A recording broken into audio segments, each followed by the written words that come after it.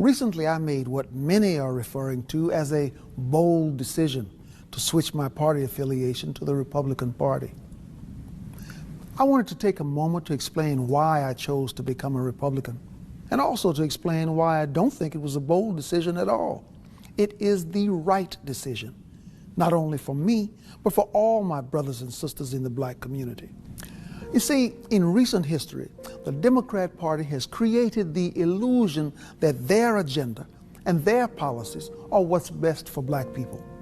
Somehow it's been forgotten that the Republican Party was founded in 1854 as an abolitionist movement with one simple creed, that slavery is a violation of the rights of man.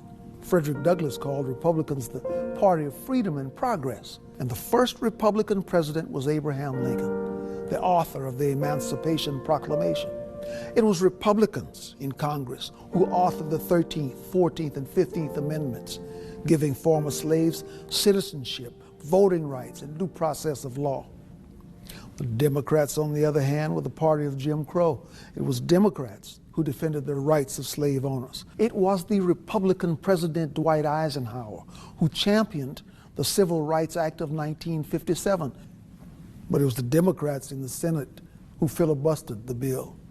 You see, at the heart of liberalism is the idea that only a great and powerful big government can be the benefactor of social justice for all Americans. But the left is only concerned with one thing: control. And they disguise this control as charity. Programs such as welfare, food stamps, these programs aren't designed to lift black Americans out of poverty. They were always intended as a mechanism for politicians to control the black community. The idea that blacks, or anyone for that matter, need the government to get ahead in life is despicable. And even more important, this idea is a failure. Our communities are just as poor as they have always been. Our schools continue to fail children. Our prisons are filled with young black men who should be at home, being fathers. Our self-initiative and our self-reliance have been sacrificed in exchange for allegiance to our overseers, who control us by making us dependent on them. Sometimes I wonder if the word freedom is tossed around so frequently in our society that it has become a cliche. The idea of freedom is complex and it's all-encompassing. It's the idea that the economy must remain free of government persuasion. It's the idea that the press must operate without government intrusion. And it's the idea that the emails and phone records of Americans should remain free from government search and seizure. It's the idea that parents must be the decision makers in regards to their children's education, not some government bureaucrat.